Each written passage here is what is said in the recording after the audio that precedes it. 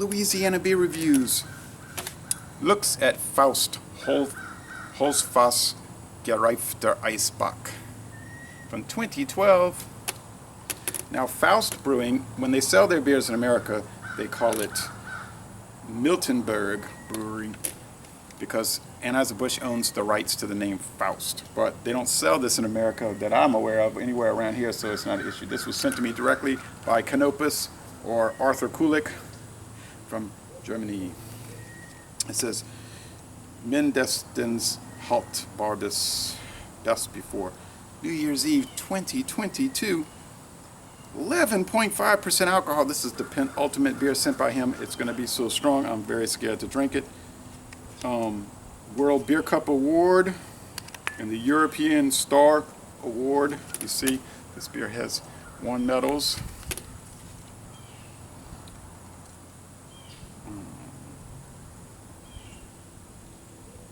Okay. Water, barley malt, hops, and yeast. Wach Lenziner auf Wein Herstellung Rifter Eisbock. Okay, so this company, Faust, Brauhaus Faust, was established in Miltenberg in 1654 during the days of the First Reich, the Heiliges Römische Reich, the Holy Roman Empire of the German nation. At the time, Miltenberg was part of the little state of Mainz, and Mainz was one of the old imperial states. In 1803, it started to, in the face of the Napoleonic French invasion, it lost its independence and was passed around to different parts of the empire. And then after Napoleon was defeated in 1815, they hooked it on to Bavaria. Okay, so it's at the very top of Bavaria, Bayern. So, and Bavaria was its own kingdom. Ooh, look at that smoke.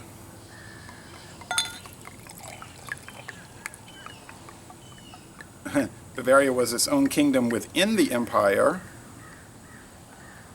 until the empire, the German Empire collapsed in 1918.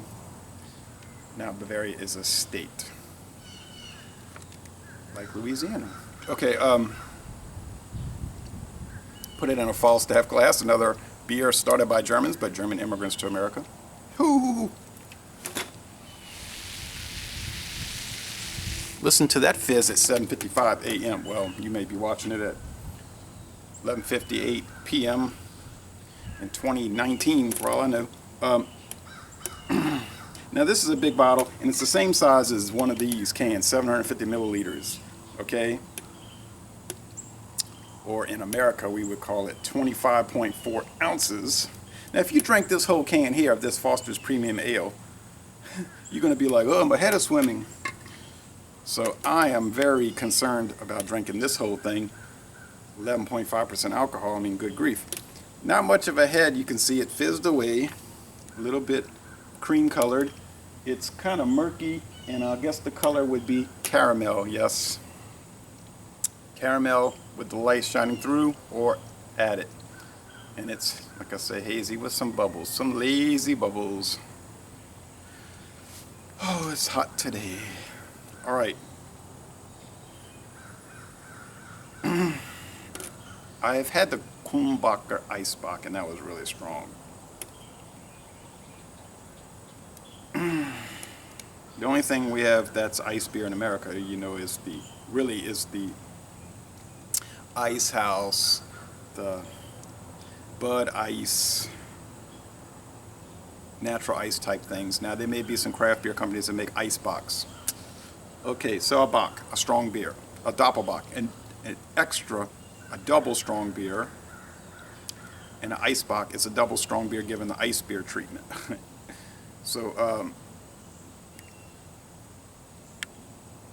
it's sort of like, you know, it smells caramel, sweet, syrupy, brown bread crust, some fruits like figs and dates. Very similar in the aroma to Birra Moretti La Rosa, a famous Italian Doppelbock, which is only 7%. So imagine that, but with a lot more strength. So it's very brown bready in the aroma. Let's go with the flavor.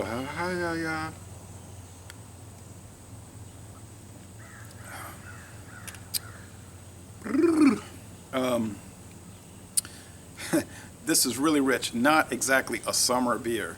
Probably be good to drink in the dead of winter. It's warming so fast out here already. You would really want to put this in the freezer for about 30 minutes, I think. It is a lager. Your Coors Light or your Old Milwaukee Light drinker would just be thrown for a loop with this thing. They would say, it's so heavy, it's so rich, and it is all that. It's very syrupy. Okay, the flavor is caramel. All the fruits I was describing, the bread crust, super rich concentrated malt bread. I mean, you could really only stand, I think, to drink this about once or twice a year. It's just like Santa Claus. It's too strong. And Santa Claus is stronger and more intense and more undrinkable than this.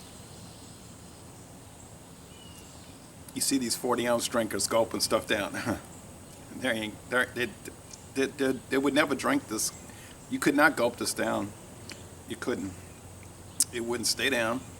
The mouthfeel, as you would imagine, is very heavy. I'm sure the calorie count is extraordinarily high. It's bread in a bottle. The finish is syrupy, sweet, boozy, like brandy wine. It has some definite hop bitterness to balance out that maltiness that would be just sickeningly sweet.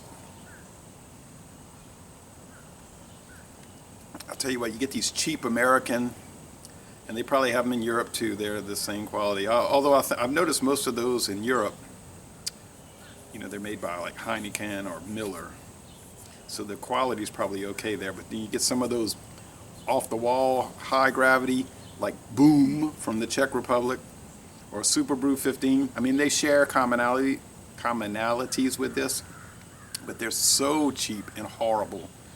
You just cannot drink them. This one uses high-quality ingredients. I mean, it's obvious. Really good barley malt, really good hops, right? Yeast, water. So, you know, you can take it, but it's going to take me. I'm going to put this in the fridge. I'm telling you, it's going to take me hours to drink it. So, basically, no lacing, no kind of head. It's just kapoo, kaboom, or whatever exclamation I'm supposed to be saying.